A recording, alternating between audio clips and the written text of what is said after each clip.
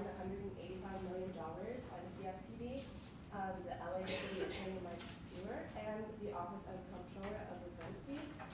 More than 2 million checking and credit card accounts were opened in 2011. These were fraudulent accounts. They were opened without the knowledge of they were opened underneath. There were 565,000 unauthorized credit card accounts opened, and workers had to sell at least 8 products a day under the threat of being laid off. So this was their quota that they were trying to meet, and the reason that they did open these fraudulent accounts. And employees were forced to work extra hours to reach sales goals and were not compensated for their time. So they didn't have any motivation to actually stay in and work later, so they were trying to cut corners and get as many accounts open as they could. And this scandal affected more than 10,000 small businesses. Kenzie, why were they so focused on selling those 8 accounts? What was going on in the company?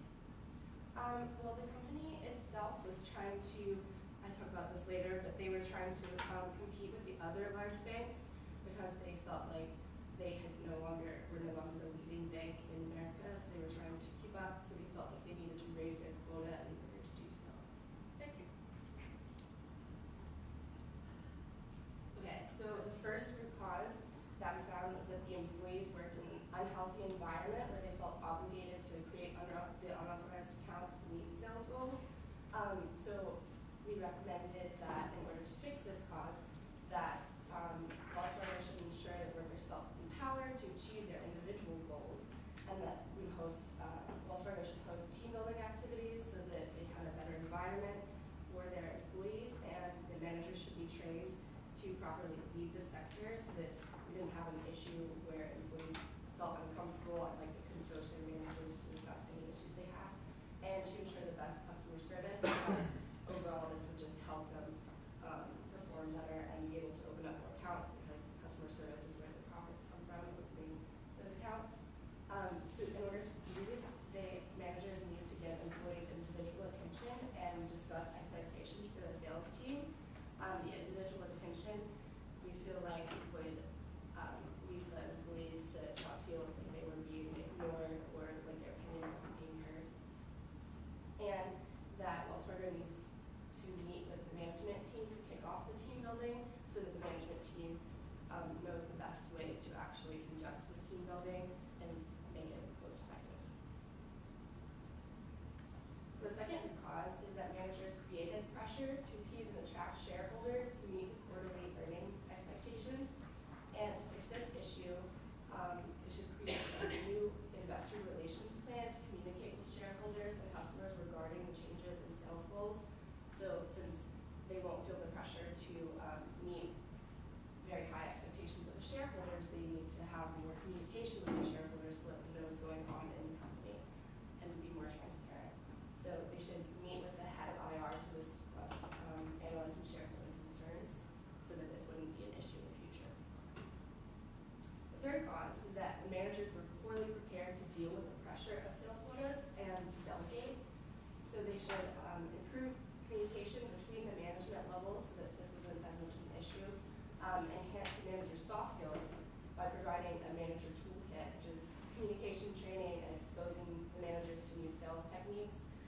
Basically, the managers were just not trained well enough, and so this needs to be resolved. And to host a biannual conference with a selection of employees to review the best practices and sales techniques. So by choosing a group of employees to have this discussion with, it would be more open, and anyone who had concerns could voice them during this time. So to do this, they should schedule weekly meetings between the regional managers and sales training experts so that this training can be an ongoing process. And meet with the event planning staff to schedule the executive time and content for conferences.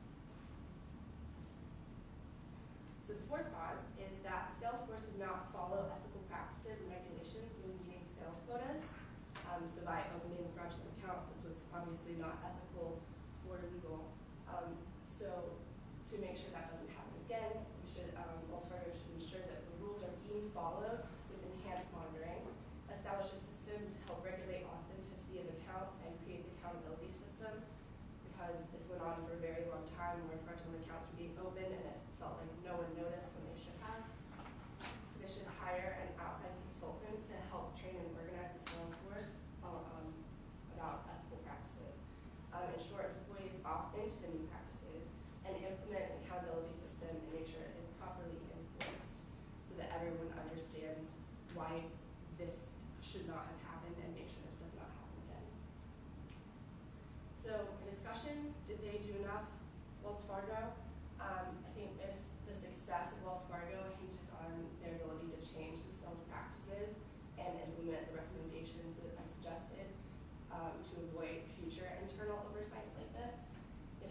accountability, the company paid the fines, but they did not express any interest in the root causes. So I think the root causes should be addressed to make sure that this doesn't happen again.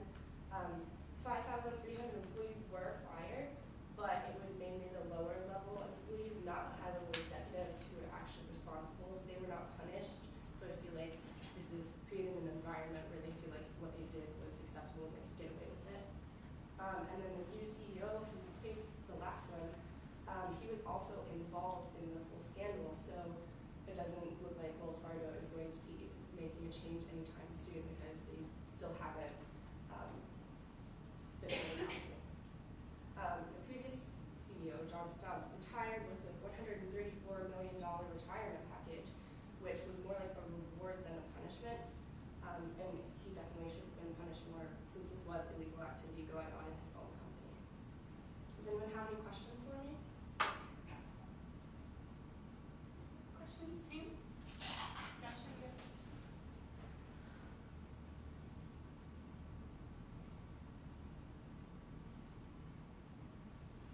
I know I'm spraying this on you. You weren't prepared to answer questions about Wells Fargo. No one has a question on a subject that you know very well? Yes, Claire. Could you kind of discuss a little bit more in detail how you're going to implement the investor relations? Yes. The IR. Yes. So basically, one of the issues was that Wells Fargo felt the need to meet the expectations of shareholders, and so they had set those very high, and they felt that they were scrambling to raise the quotas and make sure that they didn't disappoint shareholders and therefore lose them. So this plan is basically just more communication. Like they just need to talk to shareholders, they need to talk about what's going on in the company and make sure that the shareholders understand why what's happening is happening, and therefore the pressure is alleviated a little. Yes. I know the scandal is relatively recent, but have they taken any steps yet towards solving this, or what steps have they already taken to solve it? If that makes sense. Well, the steps that have been taken to solve it are that they did fire 5,300 employees, they did replace their CEO, and they have been investigated, and all of that has happened. As far as the internal changes they're making, I haven't looked into those specifically since at the time of this PowerPoint, none of that had really happened. But I think if anything were happening, we wouldn't be able to find out about it until a little later on when it's actually being implemented. At the last slide, you talked a little bit about how you feel that some forms of really punished enough because of the retirement package that you got. What do you think would have been something better for them to have done instead of giving them every form of acknowledgement?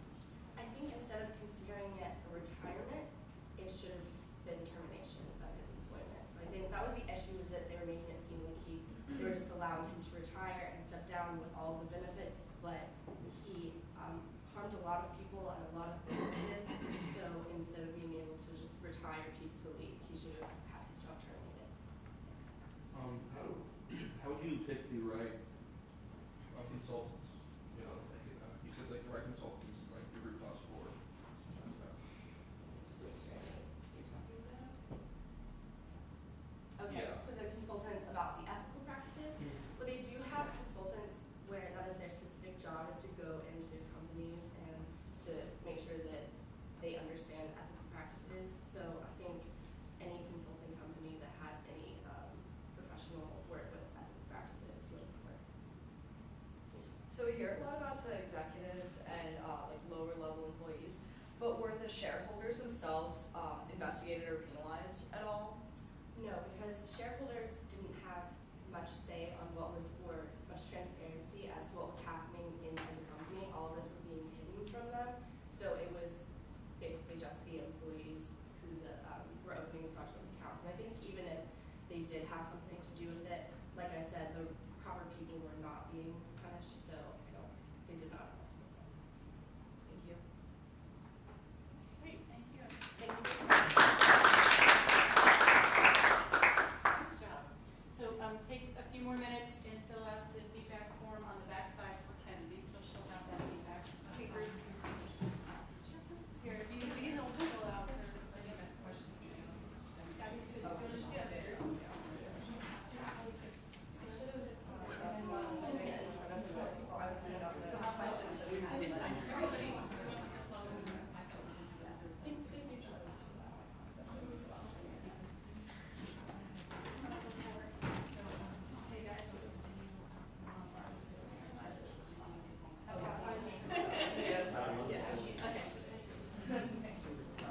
Very sad.